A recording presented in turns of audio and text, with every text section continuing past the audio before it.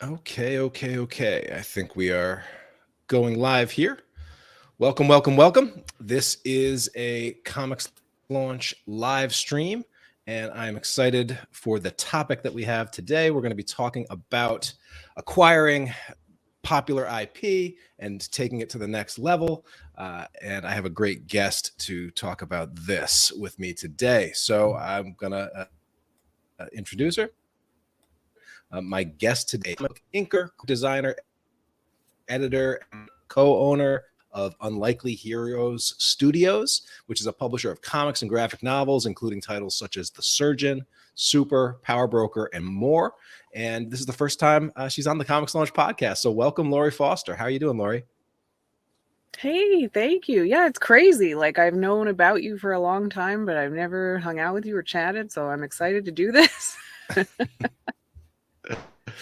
Yeah, and you guys have been busy over at Unlikely Hero Studios and have put together a really strong catalog over the past couple of years. So I was remiss in not reaching out to you sooner, but I'm excited to have you here.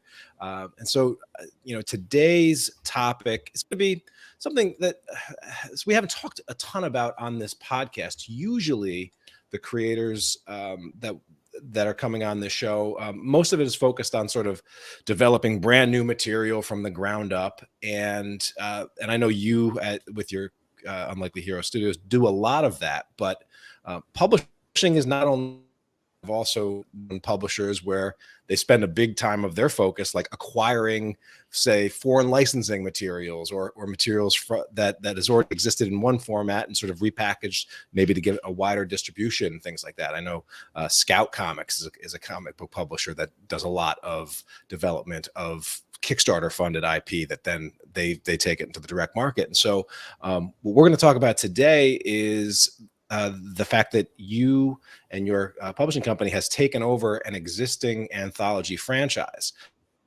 which is the Cthulhu is Hard to Spell franchise. And so just for your context, Russell Nohelty is a friend of the show, one of our most frequent guests over the past 8 years or so that we've been doing this podcast. And he's talked about the Cthulhu is Hard to Spell anthology. I think some of the creators and listeners of this show have participated in that anthology. I know he's worked with a ton of creators, and it's one of his big successes and one of his sort of calling cards, but it was also something that I know was a huge amount of work for him. And so after 3 successful anthologies and raising $100,000, he has passed this IP baton over to you. And so I'm back as this deal came about, and what made you interested? So, well, I've known Russell for a little while now, and I've always been a fan of his. I've been a fan of the way he works with other people, and I've been a fan, of course, of this anthology. And when he approached me and told me that he was probably going to stop doing it, and he asked, actually, the first thing he did is he participated in my Elsewhere anthology. And he messaged me after we did volume 3, and he was like, "You're the first person I've seen run an anthology like this. Do you want another anthology? Do you want to work on Cthulhu? Do you want to publish it? Do you want to do stuff with it?" And I was like, "Wow, okay." I'm flattered. That's awesome. That's got to be flattering. I mean, Russell's someone who he's like done courses on running comic book anthologies, so to impress him is that's a real feather in the cap, right? Yeah, I felt really good about that. He was like, "Yeah, and he told me, he was like, "I do courses about this, and you're doing everything in my course. Have you taken the course?" And I was like, "No." Unfortunately, I haven't. So yeah, we chatted for a while, and he kind of told me a little bit what got me interested about it. I mean, multiple things, of course. It's a great IP. Cthulhu is awesome. But I love that it's all ages. So, you're introducing new people and kids and whoever else to Cthulhu without kind of gatekeeping it, which I love. And also that he has made an effort to make sure that the contributors to the anthology are diverse across the spectrum of people of color and queer people and women, and making sure that that kind of counteracts, Lovecraft's shortcomings as a Yeah. human. Right. And yeah, that just, I'm rambling now, but that So really got yeah. me on So board with the whole concept. so that's good, and I think a lot of times this is kind of inevitably how these things kind of have to happen. When you put so much of your time and your effort into something like Russell did with this anthology, I feel like there has to be some level of familiarity and working together on some sort of other project before he would even sort of consider handing it over to someone else. And so it sounds like through the Elseworld anthology, you were able to establish that. Um, so I guess what are some of the things, because we have a lot of creators listen to this, and many of them participate in anthologies, but also have designs to maybe one day organize or edit them and put them out into the world. um, do you think some of the things that Russell identified that you were doing particularly well, that just would be tips for anthology runners and for creators that might want to take on that task? Oh, that's a good question. I think a level of obsessive organization is required. Um, Making sure there's very clear guidelines for the anthology, making sure that there's constant communication with the people submitting about what's going on with their submission, and then past that, what what's going on with the book, what just at every level I tried to keep everyone in the loop on everything to an obsessive degree. Hmm. And I think that was a big one for him. And then when you're running a Kickstarter campaign for an anthology like this, there's a certain amount of motivation and coordination, again, with all of the creators, to get them to share their stuff and share the other creators' stuff and share the book and keep that coordinated. And we kind of came up with basically a daily social media schedule for everyone to use, and had posts pre-written for them on a daily basis that we would obsessiveness, I think, is the summary. Yeah, well, having the details right, because the truth is there's a ton of details when it comes to anthology projects, and especially, I mean, some of the ones that, I mean, this Cthulhu. Do you know how many total creators across the three books have participated in this Cthulhu's Hard to Spell anthology series so far? Do you have that tally? I don't have the exact number. No, it's over 100. It's tons Yeah. of creators. Yeah, it's incredible. So it's a lot of moving parts and a lot of people to coordinate. Yeah, yeah. So I'm curious, like, because one of the things that we as small publishers sort of have is a recognition that there's a lot of great ideas out there, and there's almost only so much time, and so what made you say, what, like, this is something that I want to take on and bring this under the envelope of what we're already doing, as opposed to something like just starting up another anthology from scratch, or continuing with what you already have going. Like how does how do you see this as really fitting strongly within your current catalog? Right. I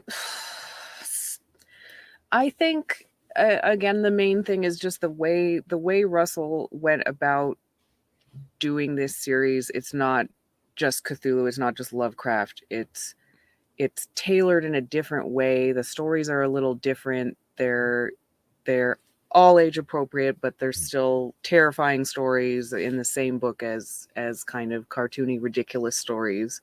Yeah. Um, and that's kind of similar to what I was doing with Elsewhere. So I was already in the same mindset as Russell when he presented this to me, and I was like, this is something that I would have done, but you thought of it first, basically.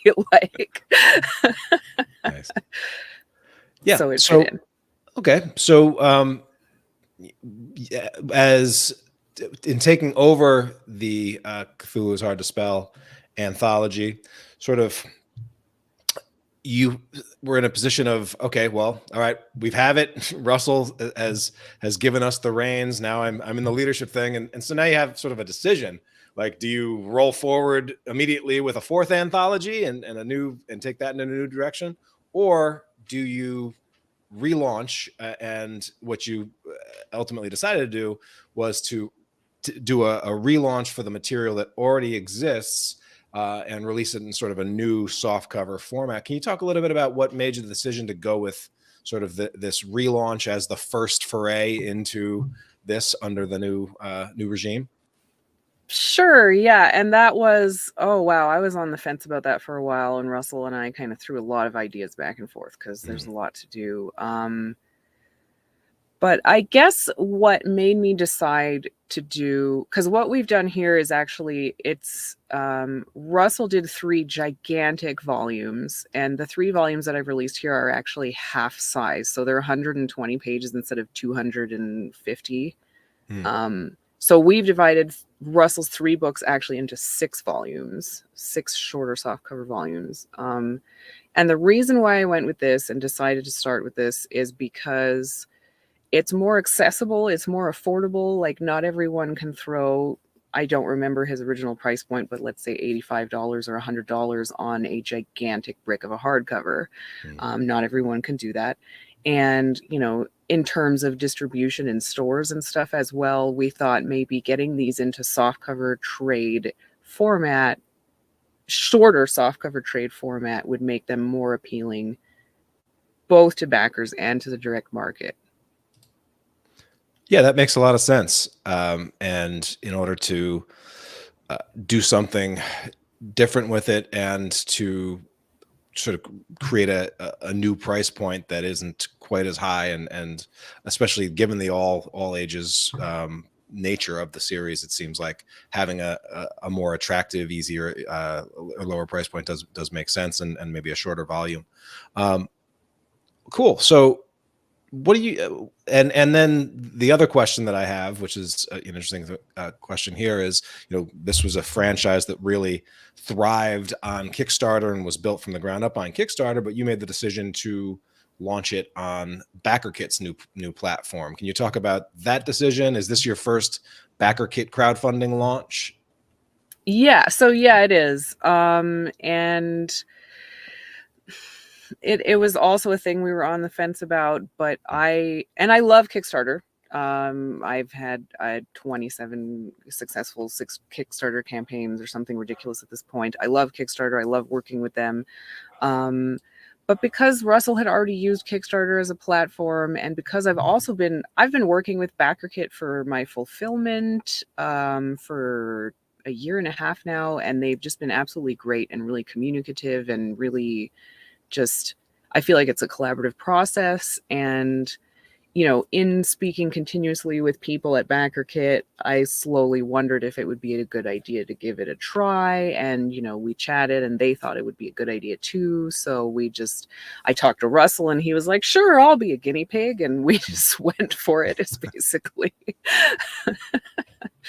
Yeah, I know. There's been a lot of interest in the Backerkit crowdfunding platform. I know they're still sort of getting their catalog up and running, and in comparison to the total number of projects, but over on Kickstarter versus Backerkit, definitely not in the same ballpark. But that does at least give you some priority on the page and in the comics category on Backerkit, which can be nice.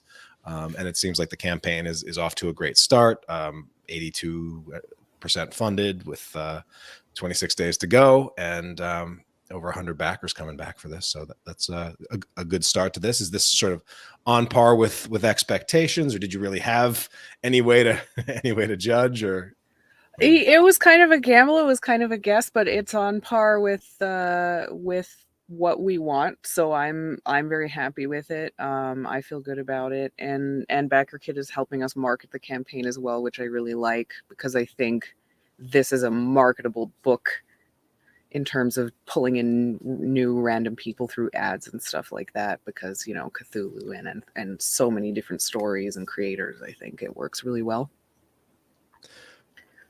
Yeah. I mean, someone that has a Cthulhu children's book brand myself with the C is for Cthulhu franchise. The one thing that is not the one thing that is nice about it is it is very easy to sort of target those people out there. The Cthulhu and Lovecraft fans tend to identify themselves pretty easily, and they share with other fans like them, like unlike virtually any other community from what I've found. So it's Exactly. definitely Yes. a thing worth doing. Yeah. Exactly. Now So I there any have had. Oh, sorry. Go ahead. yeah, no, continue your thoughts and then I'll pick up. I was going to say I have had a few. It's not super common, but I have had a few people complain that it's all ages because Lovecraft isn't supposed to be. But I was curious if Yeah. that was something you experienced as well. Yeah, 1 out of every 100 comments is somebody that gets like irrationally mad about taking the material and running with it in a direction that was different than the source material. But I found that like I'm always of the thing where like when it comes to social, like having a little bit of controversy, having complainers or people that are arguing with each other on threads actually gives the algorithm what it wants to see. So I Yeah, don't let mind them it get all that mad. much. Yeah, I gotcha. and let them argue back. Because the nice thing about building up a fan base and a track record is that your fans will fight your battles for you in a lot of ways. That's it. Yeah. So these volumes are going to be, a page count and so you're dividing the 3 giant hardcovers, and they were like monsters of books that Russell put together. So you producing these into 3 smaller volumes. Is there any other sort of new material or other things that reasons for existing fans to come back and give this another go? Yeah, absolutely. So we're adding a couple of new stories to each volume. Russell's doing a new story in one of them. Fish Lee is going to be doing a story. We have Michael Norwitz doing a couple, and a few other creators. And then this will be the first time really that Cthulhu is Hard to Spell has wearable merch. So we have shirts and socks, and with stretch goals, we might do some other crazy stuff like pants. So that's also a kind of incentive if you're looking to rep the merch on top of get the books. And of course, we have brand new covers and cover artists. Yeah, nice. As well. And that figure is pretty cool. Limited figure. Yeah, Is that a 3D printed, right. or what is that? Right. It's a resin figure, and we have unpainted and then hand painted versions as well.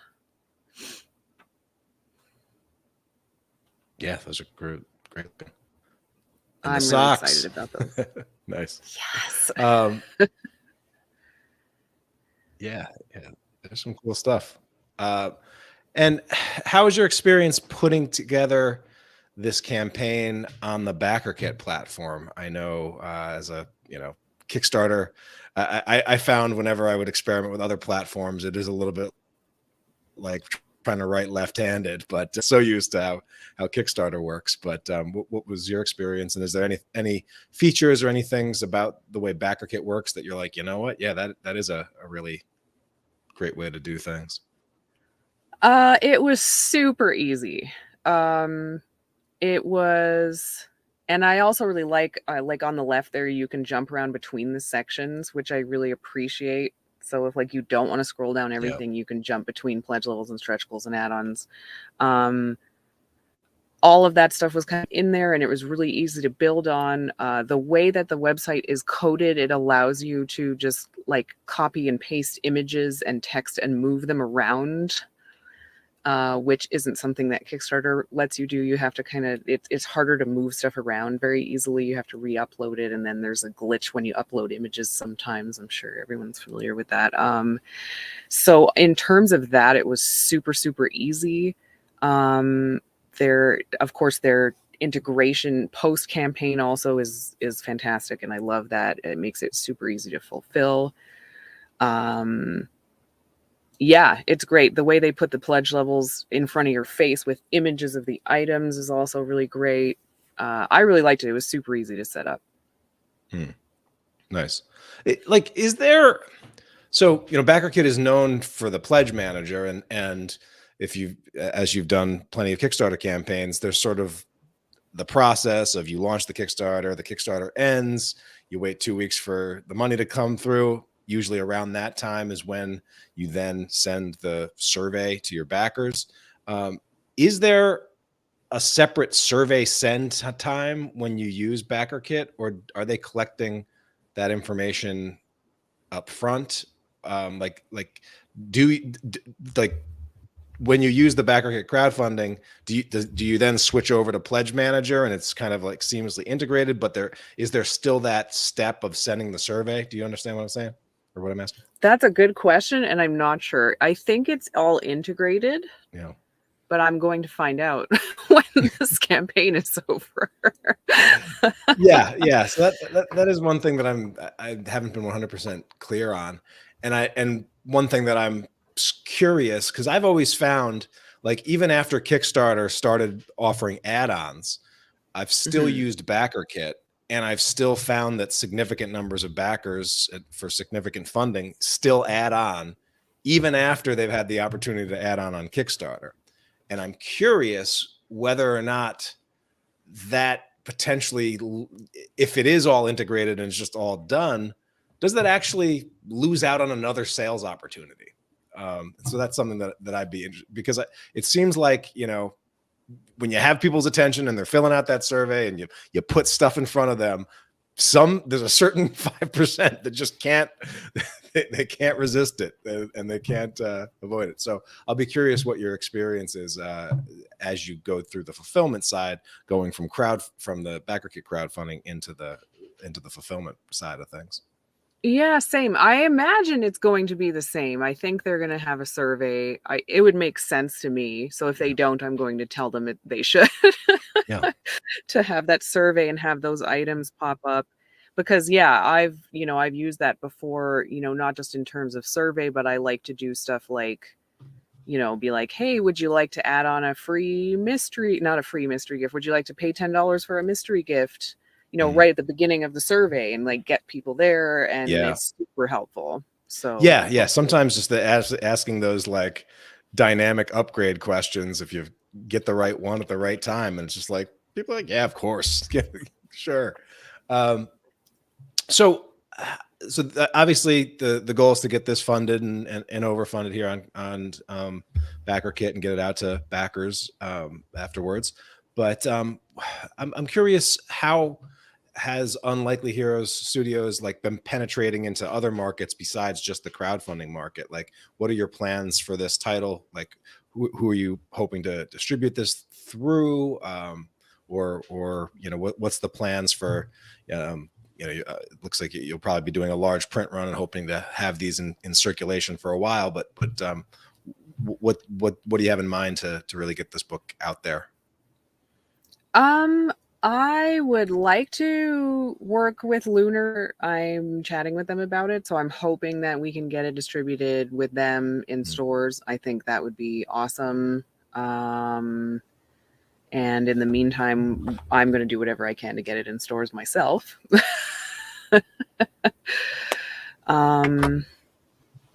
And then, of course, digitally everywhere, all over the place, global comics and all of that good stuff.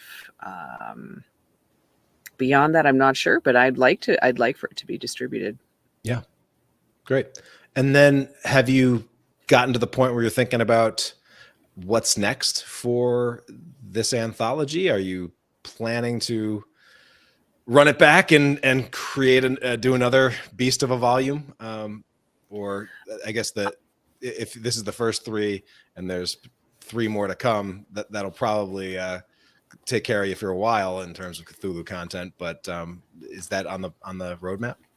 Right. So yeah, we have the other 3, half volumes. And then yes, what I probably plan to do is continue the series with smaller volumes rather than gigantic ones, and then potentially collect them in gigantic ones later. I think that might be more suitable for us as a publisher anyway. And then we're also tabletop RPG stuff with Cthulhu. Russell and I have some plans for that this year and next year. So nice.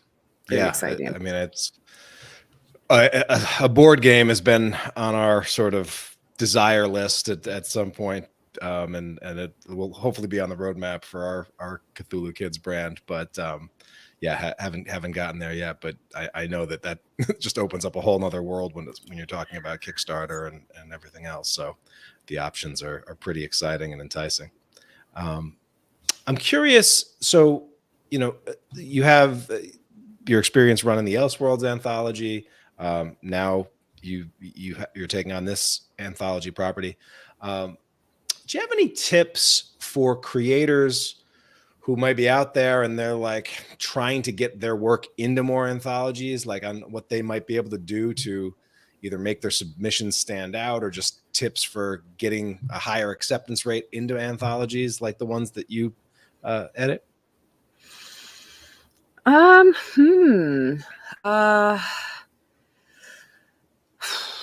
I'm trying to think. There's probably a few things. Or what not to do, because you've also worked with plenty of creators, I'm sure. Sure. Okay. Finding a professional letterer to letter your entry into the anthology is probably the first thing that I can think of, because it's very common that I get fantastic story and beautiful art, and the lettering is illegible or just untenable. Like you can't.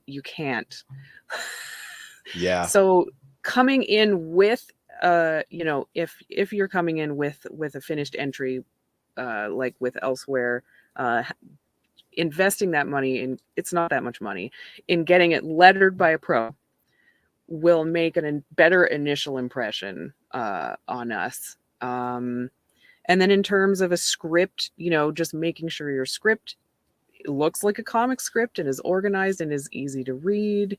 When you submit, following the directions on the submission instructions. We have a problem sometimes. We'll say, hey, fill out the submissions agreement. And if you don't fill that out and we have to chase you to fill it out, it's just not appealing. Yeah. Stuff like that. And it's definitely something, and I know Russell is sort of in big bold letters, all ages material, and the scripts come in and they're full of F-bombs, things like that. It's like, okay, yeah, you got to make sure that you're submitting to the thing that is being created, not just the thing that's in your head, right? Right, that's it. And like, we have our guidelines spelled out very clearly. They're not bigger than 1 page of material. And if you can't be bothered to read the 1 page and follow it, it's hard to accept your entry. Yeah. It's hard to talk to you. Like, the red flags are already going up before you've worked with them. Right, that's it. Because then once we get into the anthology, will you pay attention to the instructions? Will you submit the pages at the correct size? Will you fix the things we need you to fix? Will you help with the crowdfunding, and so on? Yeah. Well, definitely good tips, and I know the anthology opportunities are out there, and besides, do you have another anthology in the works that's not this one? Is the Elseworlds continuing, or any other opportunities at Unlikely Heroes coming up? Elsewhere Volume 4 is coming out this year, and I believe we're still going to accept submissions for following volumes.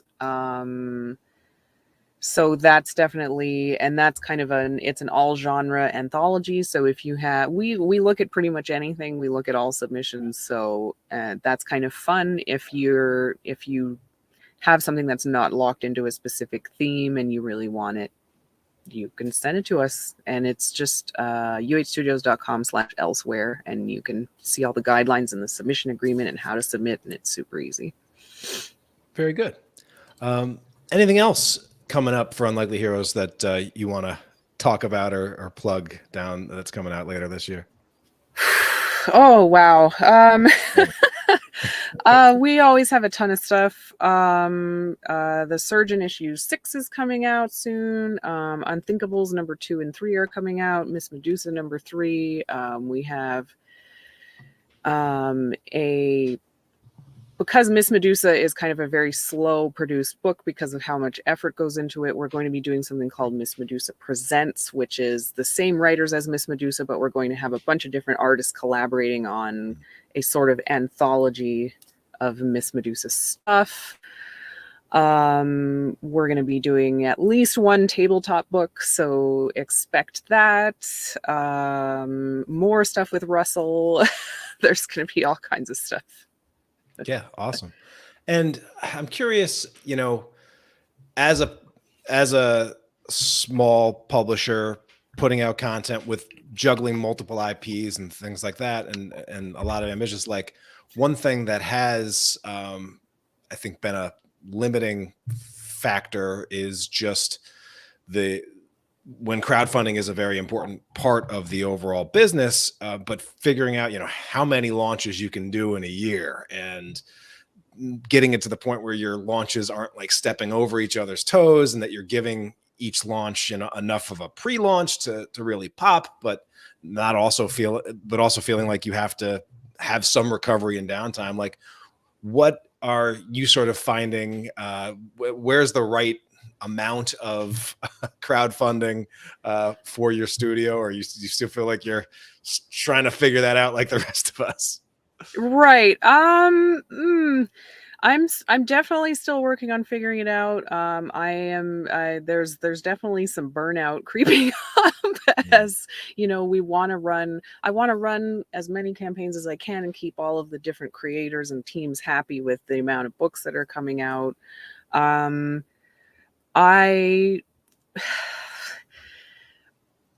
don't really have a good number, but like I'm finding that with more than, I would say, 2 launches a month or 2 campaigns running a month, it starts to become like oversaturation.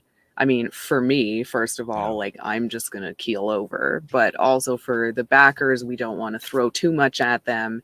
And like you said, we want still time for pre-launch. And so there's kind of, what I'm trying to do is kind of make the schedule make sense in terms of alternating floppies and graphic novels and kind of making it seem like a natural progression rather than, you know, throwing 3 floppies at people at the same time. And I'm rambling again, but I'm also kind of struggling with that. And I'd love to release more books, but like you said, I'm limited by, at least currently, we're limited by that. And it's frustrating sometimes, but I think we're figuring it out.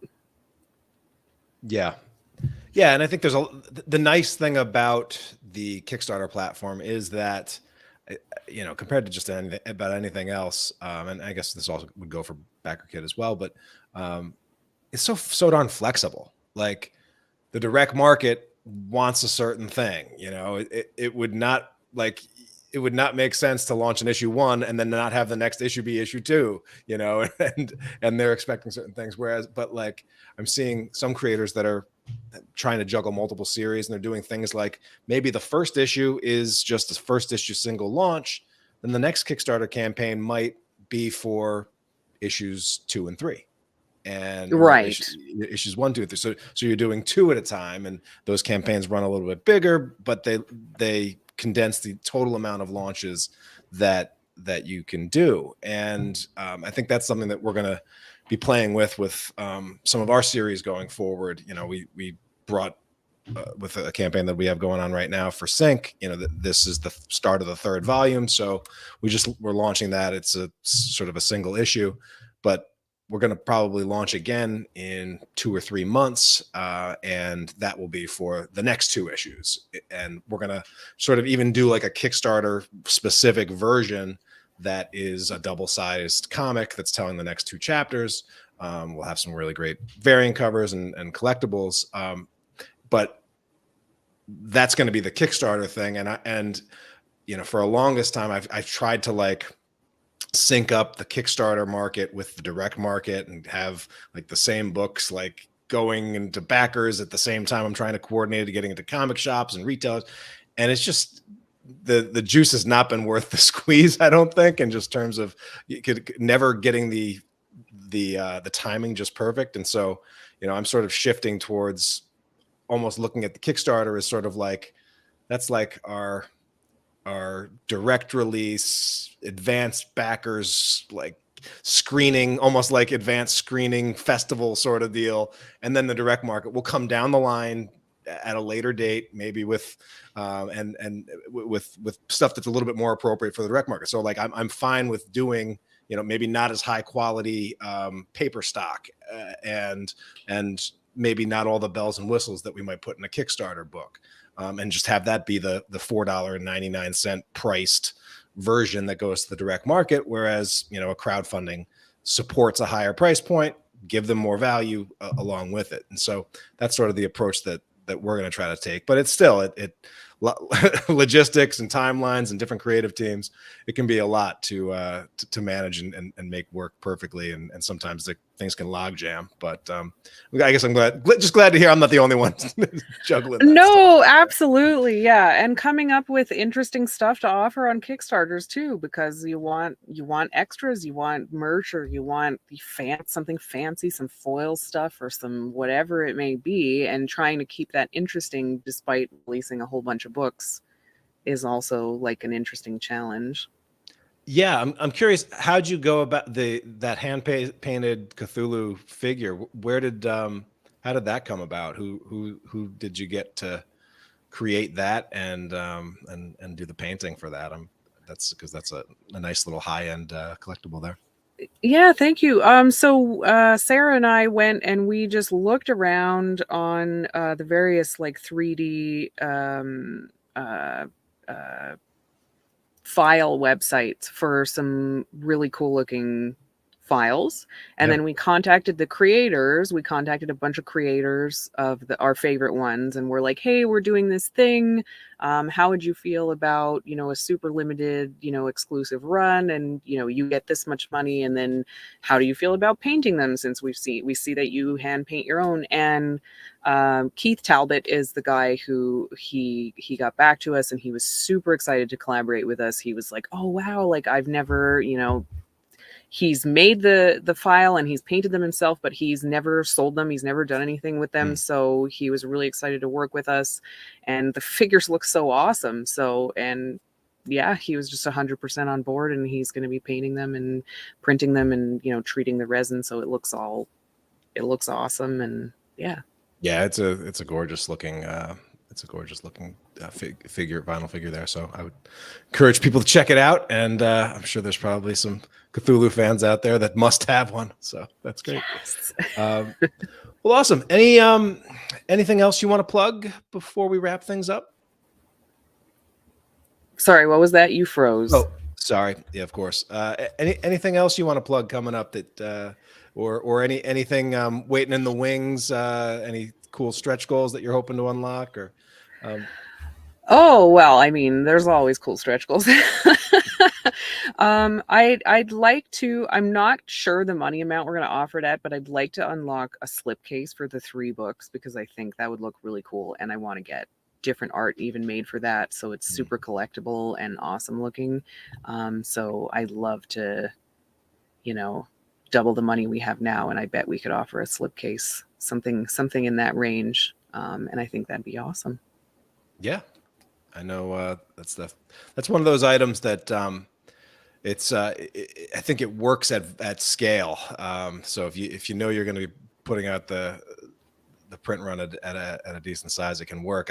I've had a lot of creators in my community that have tried to do like, 10 or 20, and they never fit, and they always get damaged, and they're like cost prohibitive. So hopefully the campaign does performs as well, so that you can roll that in and have the factory do it, and they'll come out really nice. But That'd be awesome. that would be awesome.